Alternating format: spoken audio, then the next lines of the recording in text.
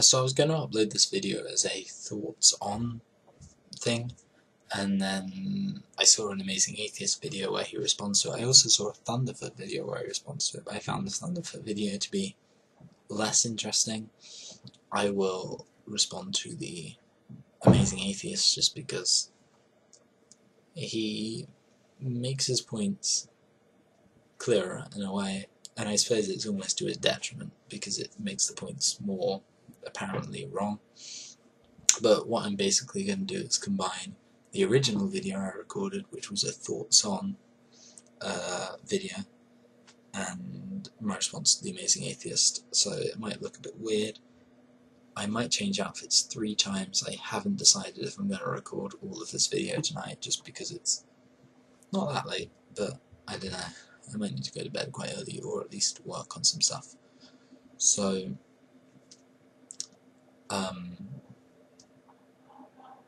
this is what the Amazing Atheist had to say. But I was scrolling through the Facebook, motherfucker, yeah. Put the in front of things.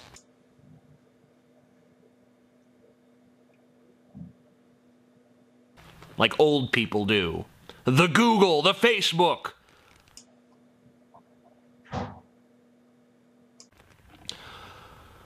So basically what you're saying is, I don't care that you were instrumental in a monumental scientific achievement for the betterment of all mankind.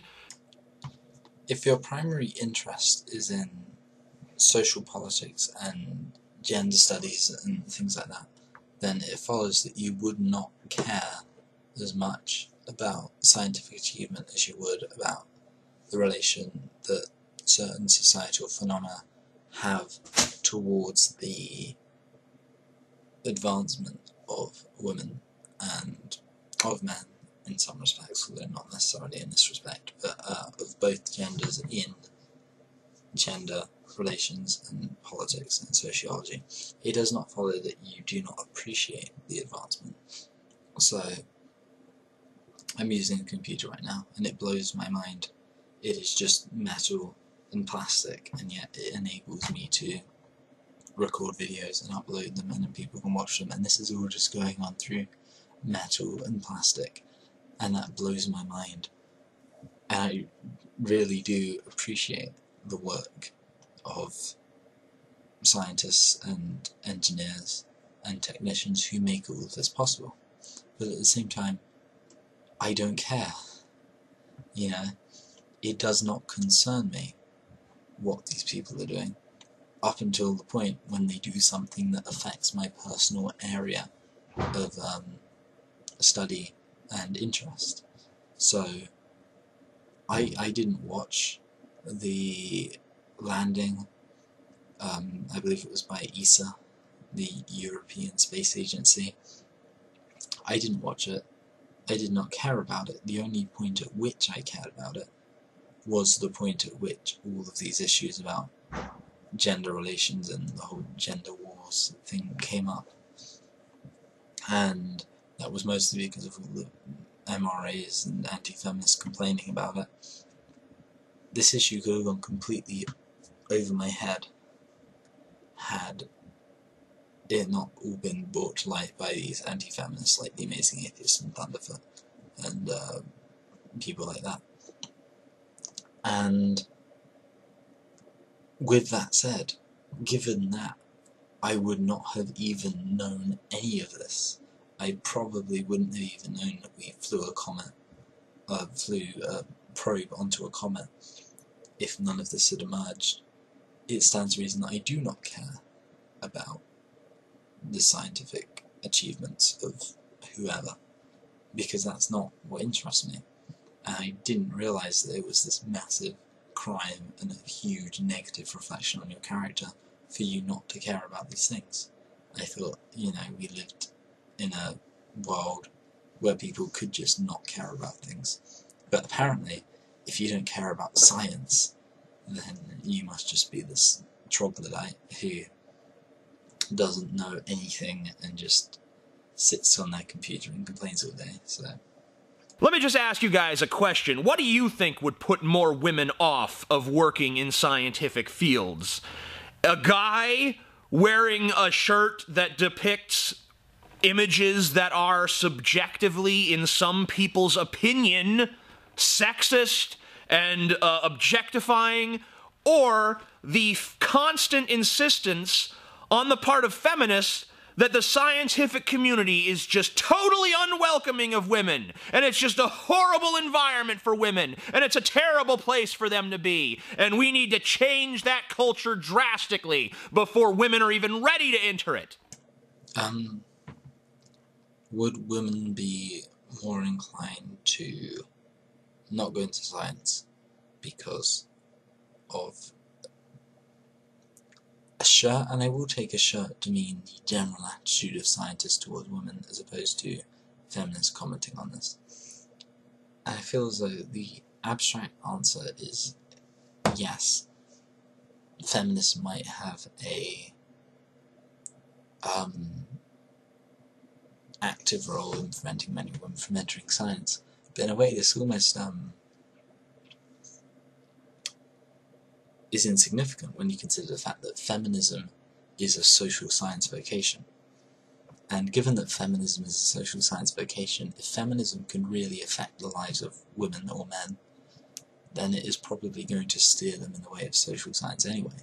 So it's almost like saying, what's more likely to encourage people to read Richard Dawkins' work on evolutionary biology?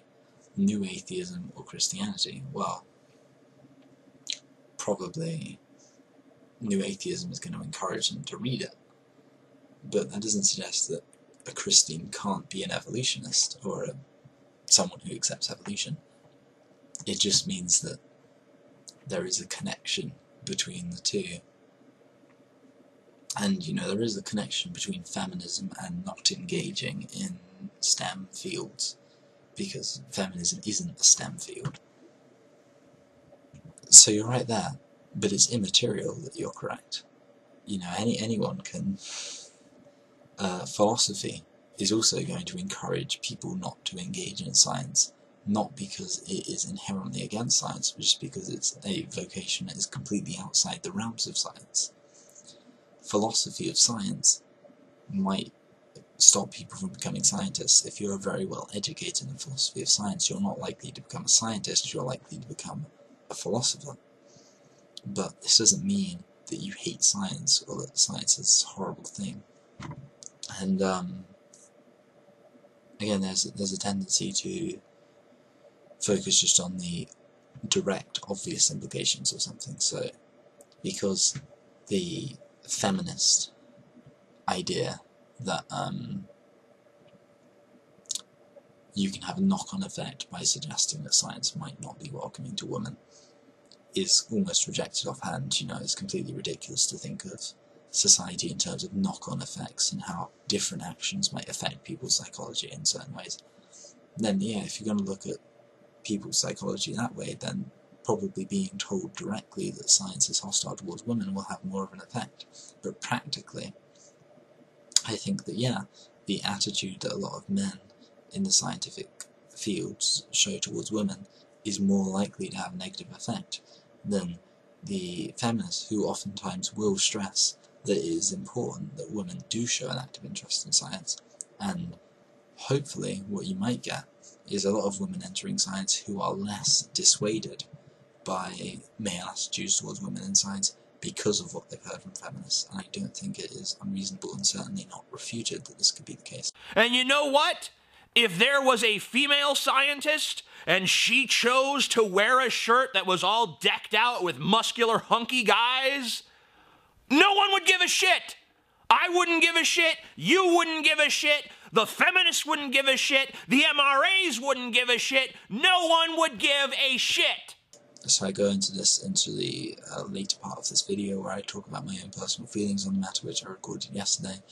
But this presumes that the position of men and women in science is equal. See, currently speaking, I would not be offended by a woman wearing an offensive shirt towards men in science, but that's because I already know that the majority of scientists historically have been male, and the majority of scientists currently, especially ones advancing projects, are male. Now, if we were to take a more accurate analogy, if a feminist wore a shirt that was very offensive towards men, I would take issue with that. And the reason I take issue with that is because women are so prominent in feminism, and I would see that as ostracizing towards men who want to get involved. If a woman says that men can't be feminists, which I'll get into, yeah, I've got notes for a video about that, but if a woman says that men can't be feminists, or that men are rubbish feminists, or that men hate women, or something like that, I take a lot of issue with it, and I'd almost say that I get offended by such claims. And similarly, sometimes I will speak about feminism, and for whatever reason there will be images of me while I'm talking about feminism, and a woman will come along and say, oh, I like what you say about feminism, and you're really good looking, or something like that.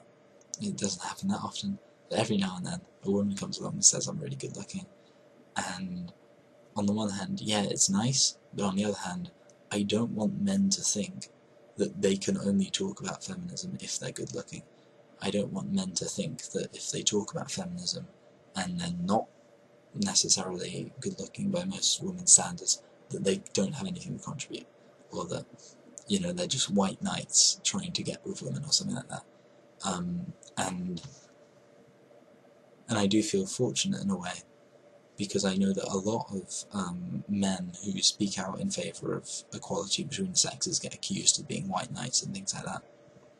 And I have generally not been subject to this, because I have a girlfriend, and this girlfriend was before I became a feminist, and I just have to explain all of these things, and the person will generally shy away from saying I'm just trying to get with women or something like that by being a feminist. But I think that it is very detrimental towards men entering into feminism when feminists or anti-feminists suggest something that hinders the efficacy of recruiting male feminists, if you'll pardon the term. I realise that recruiting is a bit of a kind of fascist, militaristic term. But no, I do not think there is an equivalency between a woman objectifying men in science and a man objectifying men in science, and likewise I do not think there is an equivalence between a man objectifying men in feminism and a woman objectifying men in feminism. I do not think there is an equivalence between, or I think there is for example, if you take something like acting is relatively accessible to both genders. Women and men generally do quite well in acting and singing and things like that, in the performance arts. And I generally view any sexist attitudes that either gender might share to be equally detrimental. I don't agree with either of them, but my attitude towards them is one of indifference. If Jennifer Lawrence says that she only wants to co-star with attractive men, then that doesn't really bother me. If Arnold Schwarzenegger or something like that says that he only wants to, you know, go after and rescue attractive women, then that doesn't bother me, because there is equality between the sexes in that area, and when there is equality between the sexes in any given area, these sexist attitudes immediately become nullified to some extent. And in science, if there wasn't such an obvious advantage towards men entering the scientific field, and such an obvious numerical deficiency when it comes to women entering the scientific field, I would not have an issue with this shirt. I have an issue with this shirt because so few women are in these fields, and so many women are going to see this shirt and think, fuck, I might be the one woman in this group of men, and when I've got my back turned, they'll be imagining me in my bikini. That is the issue I have. And it would be the issue I'd have if women-dominated science, or if a man entered a feminist field and people started making inappropriate remarks about their body or something like that. It is gender equality. If a woman enters into a field dominated by men and is objectified, and it's implied that she doesn't have any academic merit, she's just something to be displayed on shirts as if she were a sex object, then I take issue with that. If a man enters into a predominantly female field and he is told that he is, you know, really good looking and they'd like to take off his boxers or whatever, and he's basically turned into just a generic male model, something like that. And again, he's got nothing academic to contribute, then I would take issue with that.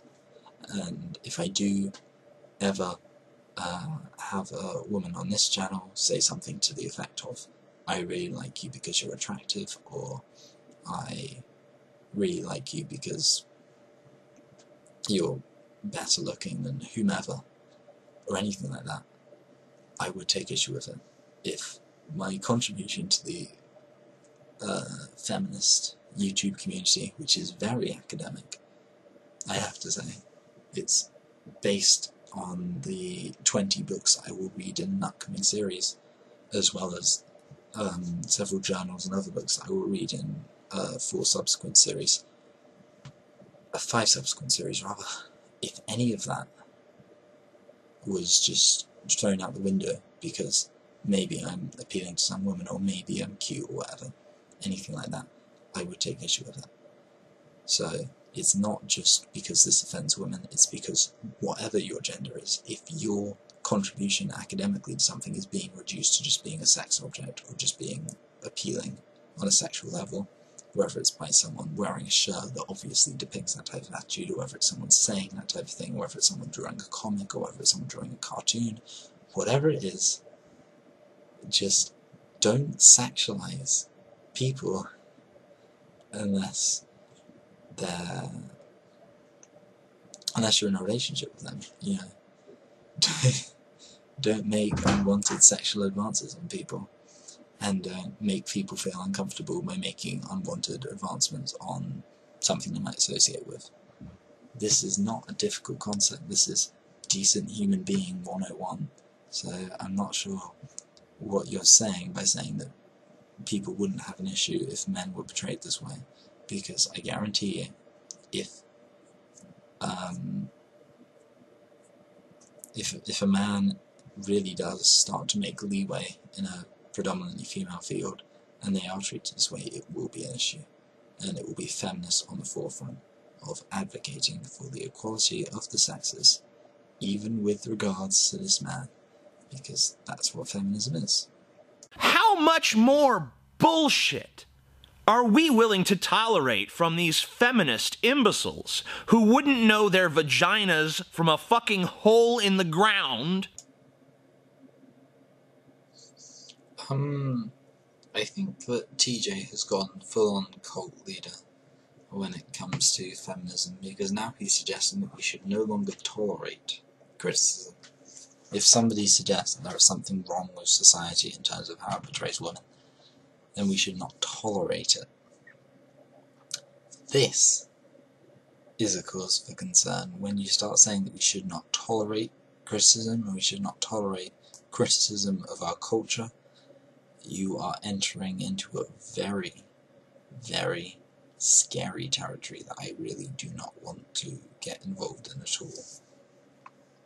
That's nothing in comparison to wearing an offensive t-shirt. So I actually don't find this shirt offensive, and it's not just because I'm a man. I would question a woman who found this shirt offensive, because I do not find, and I don't think women really necessarily ought to find the depiction of women on the shirt to be offensive. Offensive would imply that it causes them to just draw back. You go, oh, that's scary. No, it's not about that. It's about what it says about how you view women within your vocation, when you think it's just dandy to wear a shirt like that.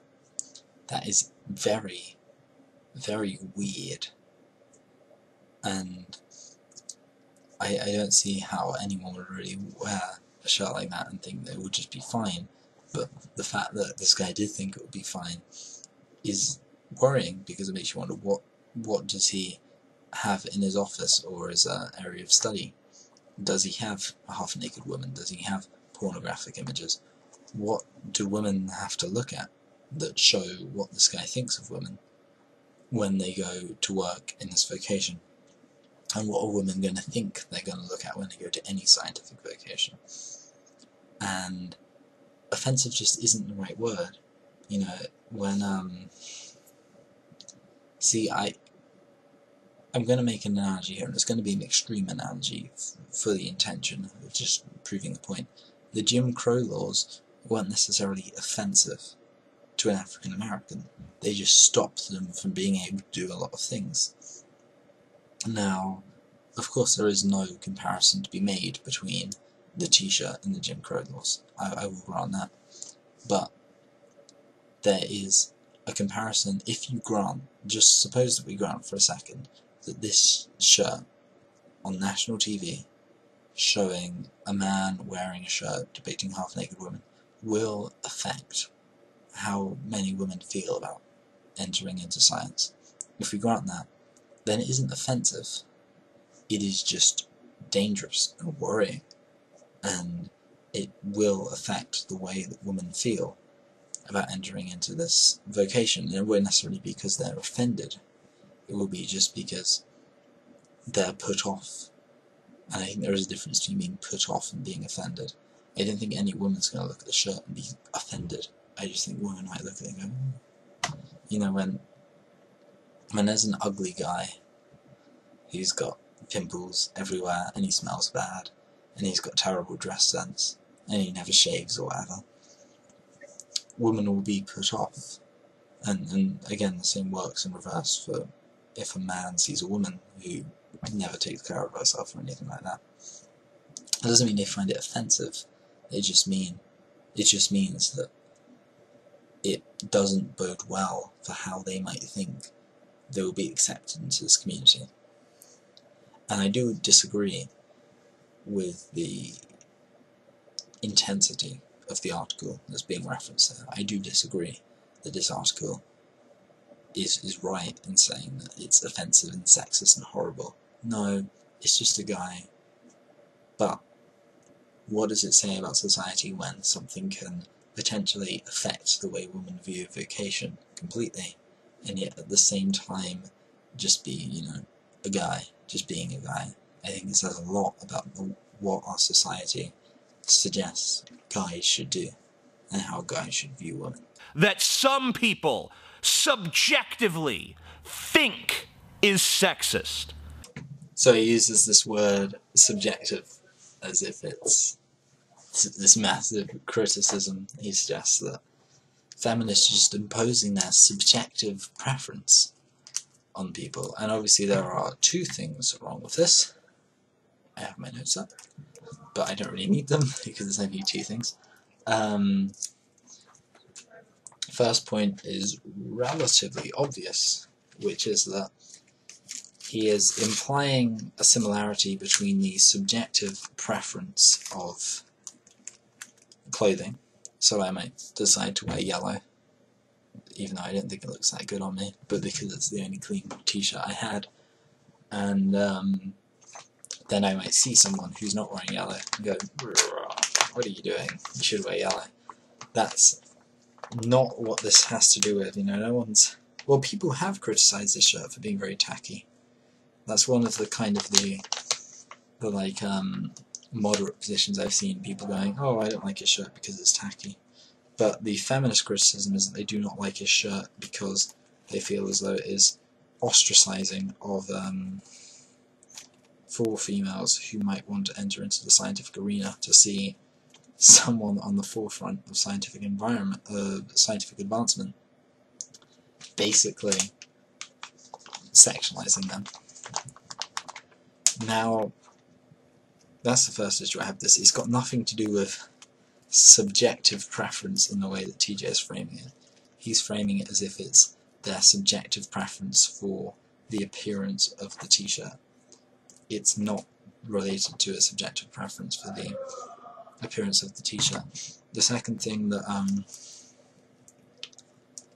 I have an issue with here is the fact that TJ is a moral or ethical subjectivist. So that is to say that he believes that ethics are subjective, and I do have grounds for believing this. I'm not going to link to specific videos. Perhaps if someday TJ does respond to this, he can affirm whether or not he believes morals are a matter of objective scientific fact. But from the most recent videos I know of, which are from 2010, he basically says ethics are subjective. So that immediately creates the issue of the criticism of the feminists is that this is unethical, and TJ is basically saying, well, it's just your subjective preference that is unethical. You know, you don't like the shirt, so what? But, of course, you know, what is to distinguish, if ethics are subjective, between any ethical position and, you know, an ethical position that TJ disagrees with? TJ disagrees with the idea that the shirt is sexist, but he doesn't disagree with the idea that the Taliban is sexist, for example. So where do you draw the line? You know, feminists are allowed to criticise the Taliban, but they're not allowed to criticise a shirt. And the only response TJ can give to this is, well, it's because I don't like the Taliban, whereas I don't have a problem with the shirt. And again, that is just his subjective preference. So, unsurprisingly, the Amazing Atheist doesn't have a very clear view on ethical philosophy. I think this might become apparent if you watch my video where I respond to him talking about Thomas Aquinas, where it becomes apparent he doesn't have a very clear idea on religious philosophy. But ultimately, this is a pretty severe indictment, because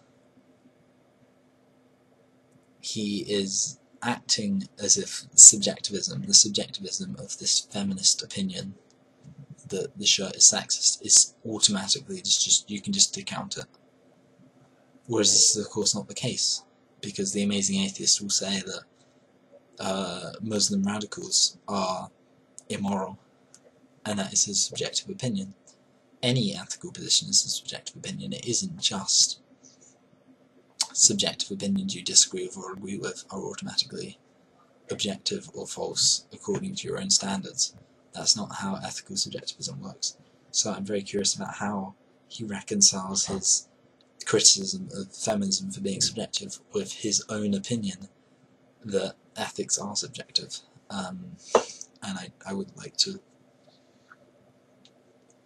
hear his response. Well, I don't imagine he has one.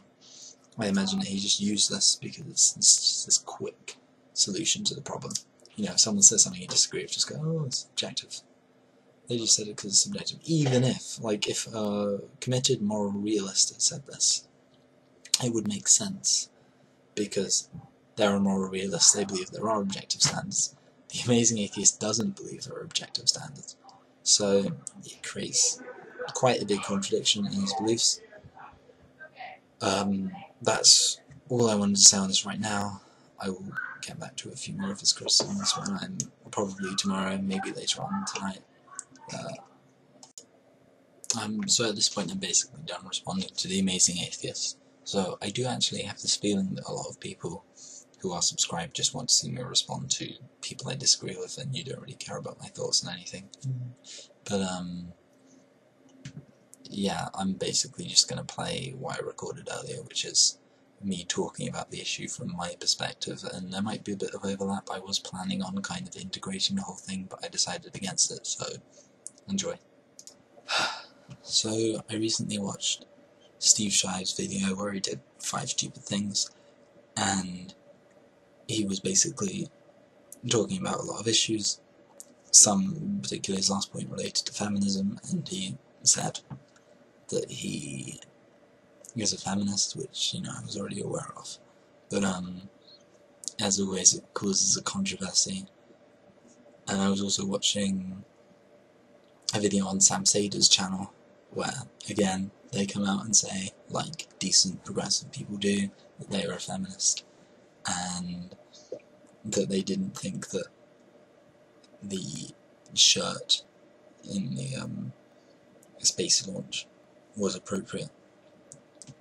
And again, they got even more dislikes, and because they were just talking about that issue. And again, it's a bit shit, but people were saying on Steve Shine's video that he should talk about this stupid thing, and the stupid thing was supposed to be, I'll give the actual account and then the MRA account. So this is the account according to a normal person. A man was being given an interview on the recent impressive scientific initiative of landing a space probe on a comet, and he decided to wear a t-shirt where women were depicted semi-naked, and women took issue with this. They thought that it was exclusionary towards women, and it made them feel uncomfortable to basically see themselves plastered all over this male scientist, as if they were just kind of sexual accessories in this fashion. And then the scientist hadn't really considered this fact, and he thought, oh yeah, it probably is exclusionary towards women. And then he apologised sincerely, and then the issue ended. He apologised, everyone moved on, and hopefully people learned lessons about what is appropriate in a workplace environment. And then the MRA assessment is that this guy was bullied to tears by feminists or feminazis, and he's just this massive victim who we should all feel sorry for, and we definitely shouldn't drop this issue, you know, just because he apologised and has moved on from the issue, and feminists have moved on from this issue. We need to keep focusing on this issue, because a man had to change his outfit for women. And I don't have the interest that Steve Shives has in science. Steve Shives likes to really harp on science in his And the Good News Is series. I do not harp on it at all. I really couldn't care. But having said that, I did work in a lab for a while for an artificial flavours company, and I can say that the majority of people there were male. The majority of women there were young interns, often brought in from other countries, often given shitty jobs. I was there for 3-4 weeks, and I got more impressive jobs than any of the women got. The women had to take notes and sit down and just listen to the men tell them how everything worked.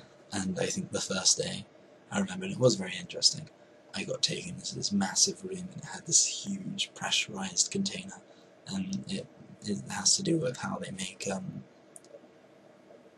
type of drink that I believe is only exported to China, and I think it is chrysanthemum tea. It's like chrysanthemum iced tea or something like that, but they have to make the flavours using this massive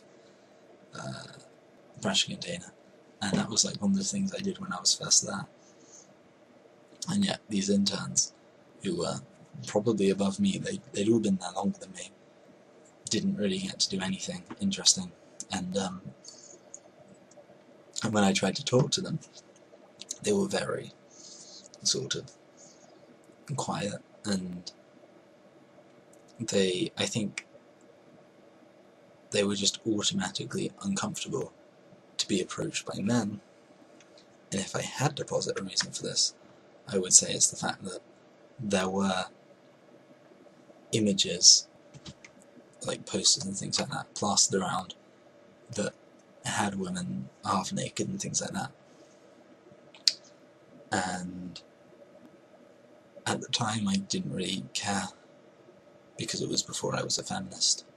In fact, it might have even been around the time that I was quite anti-feminist in a lot of my opinions on gender relations and things like that. So I didn't care. But there are accounts from women in other scientific environments, and I think it stands to reason this would be the case if kind of just the average lab, just a lab that I happened to walk into, had this attitude towards women in it. There are worse places, and there probably are better places. But if you pick a place at random and it's got that kind of situation going on with how women are treated, then it stands to reason that there would be places that are worse and there would be places that are better, but maybe the majority of places are kind of in the situation I described. But the worst places apparently do literally have screen caps from porn in them, and the women basically are just completely ignored. And women feel uncomfortable about this, but there's a myth about feminists, and the idea is that feminists just like to be offended by things. Feminists can't wait to complain, and I think this is a complete lie. Nobody wants to create this really awkward situation with their colleagues. So feminists aren't going to want to lecture their colleagues about how they see this thing as really sexist and how they should get rid of it, because they have to work there. And the fact that we see a lot of feminists complaining about this type of stuff online and in journals and newspaper articles and things like that is the indication that they do not discuss this in their workplace, because they aren't comfortable discussing this in their workplace. They would rather discuss it on a forum where they are more likely to not be directly talking to the same people that make them feel this awkward to begin with. Now,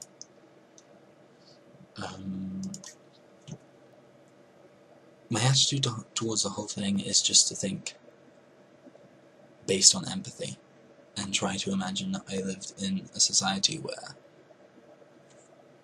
the majority of scientific advancements had been achieved by women. Isabella Newton, and Alberta, I think Alberta's a woman's name, Abby Einstein, Charlie Darwin, things like that. And those are all the people who advance science, and the majority of people in any given lab were likely to be women.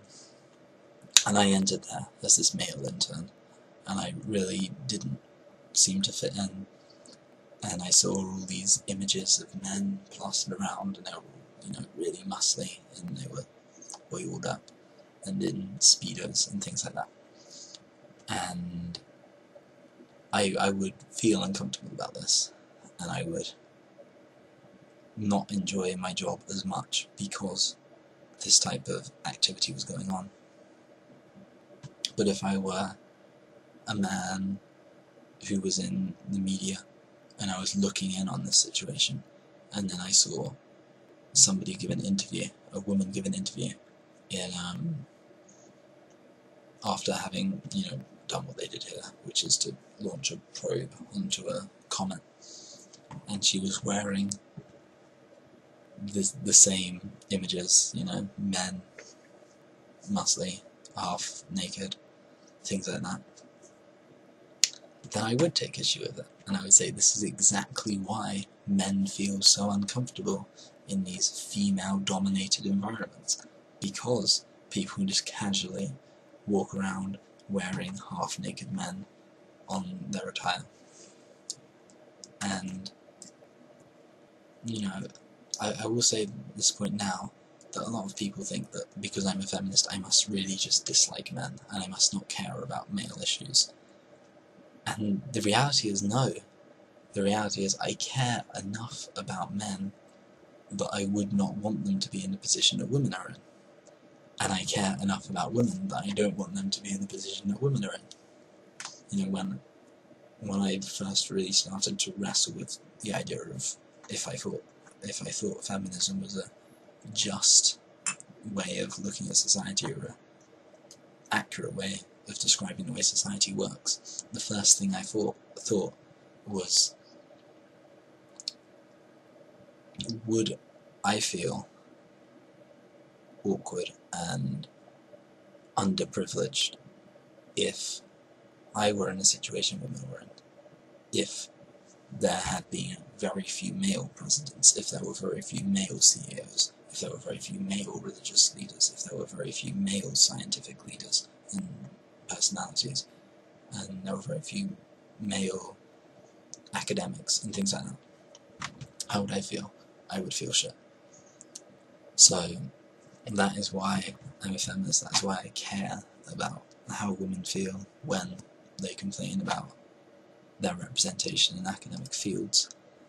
And I feel that a lot of anti-feminists have a very weird, underdeveloped sense of empathy, because they clearly empathise with people who are like them in any given situation. If you watch an episode of To Catch a Predator, then a lot of anti-feminists will immediately defend the predator, because the predator is a white male, and that's what the majority of anti-feminists tend to be. There are a lot of black anti-feminists, but you don't really see them around as much on online forums and things like that. So they identify with the predator more than they do with the teenage girl who has been manipulated and coaxed into meeting up with this rapist. And you also see this with their general attitudes towards paedophilia. They say things like, oh, paedophilia is just a sexual preference. Paedophilia, why does everyone care so much about paedophilia? And I do have, I will grant some grounds there, but the way they harp on it is a bit weird. And I think here, you see the same thing. All they want to do is defend the white male scientists who perpetrated this controversial act. And I think it is an underdeveloped sense of empathy, because it's the ability to empathise with people who are like you, but it's not the ability to see yourself in someone else's situation.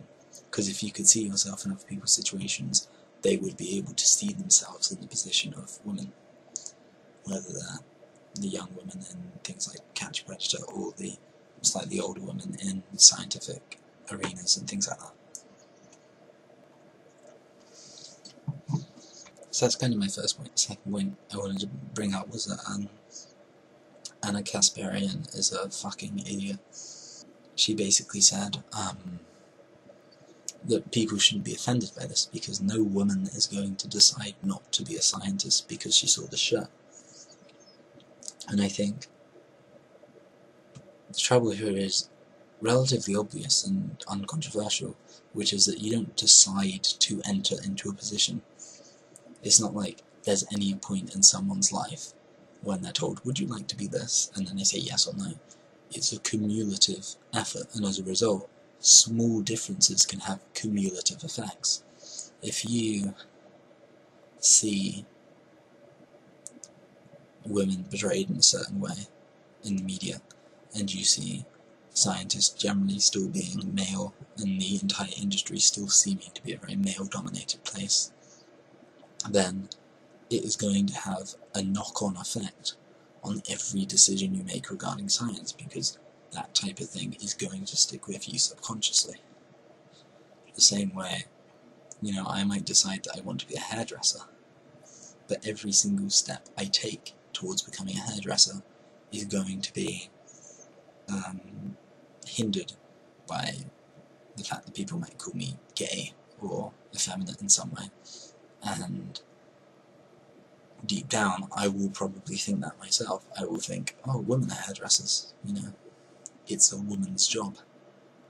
Even if I don't ever think that on the surface, even if I wanted to be a hairdresser and someone offered me the opportunity, I might say yes. All of those steps that I have to take to actually get there in real life would be knocked by this gender binary that affects the way we see certain positions. And what happened here, I think, was good, because the fact that this guy wore the shirt he wore is almost uninteresting, because you know that he's just the face for what every single person who really understands gender and science has already known is going on. And I've got no issue with this guy.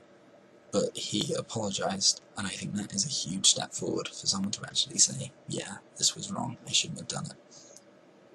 And that will actually probably have a positive effect for many women, the fact that this issue has received attention. Now, the last point I wanted to address was why exactly this guy apologised in the way he did, and why it is that he seems to have cried about it. Now, I don't cry, personally, but people do cry. You know, there are people out there who will cry over relatively small issues,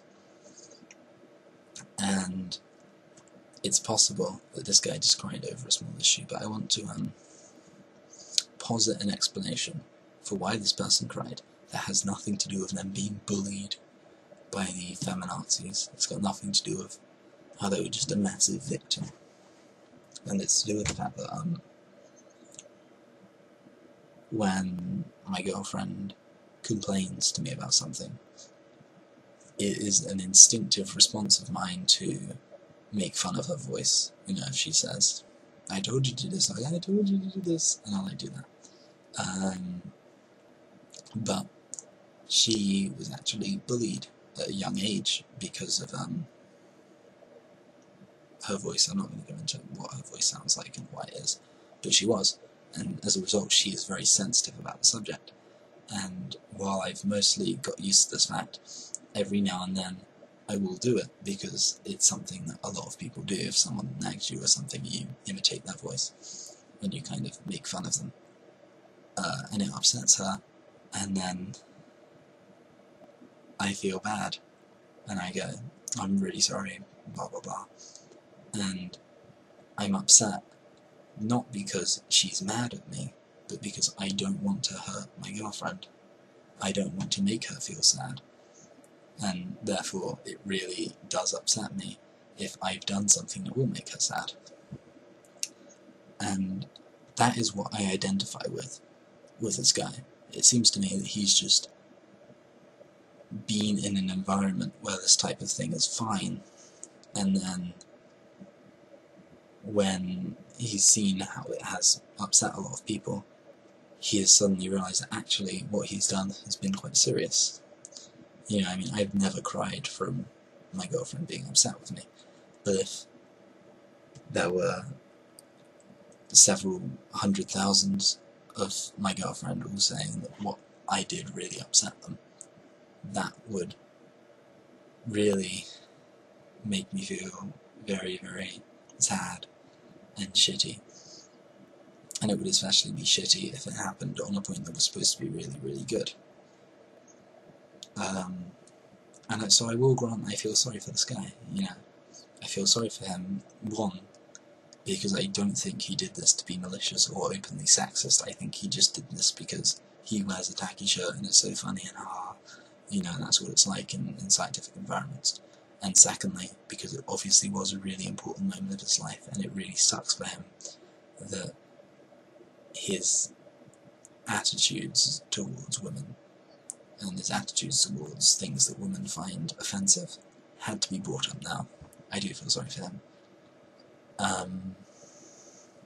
But I don't feel that it follows that he is, you know, this bullied victim who only apologised because he was being harassed by feminists. I think he apologised because he was genuinely affected by the reality of what he was told he was doing. He was upset because he wants, deep down, you know, or not necessarily deep down, but on the surface, on the basic level, scientists want to educate, and scientists want to inspire people, and scientists want other people to become scientists. And the fact that they might then go on to have sort of their boys' club and things like that is exclusionary towards women is not a conscious decision they make. They're not rubbing their hands going, ha ha ha, we'll kick women out of science. That's not what they're thinking. So I think if you're a scientist who cares a lot about your vocation, then being told that your actions might directly negatively affect 50% of the population's willingness to get involved in that situation, and then realizing that fact, would upset you. So I don't think that this guy cried because he was a sociopathic manipulator, nor do I think he cried because he'd just been bullied to the point of tears. I think he cried because he realized that his actions were directly hurting a percentage of the population's involvement and love for something that he personally loves. And for that, I think good on him. He's a good guy, a decent guy, and all the people who are attributing his change of heart and his movement towards an action that will actually really help bolster women's credibility in the scientific arena, which was apologizing. All of those people are hurting directly the entire reason why he apologized. He apologized. Now women will be able to see that this might lead to a lot of progress in the way that women are treated in the scientific arena. And yet, even as this is happening, people are trying to take away from the beneficial effects of his apology. They're trying to take away from the sincerity and the social conscience of his remorse. And I think that is something that he would probably disagree with. So, thank you.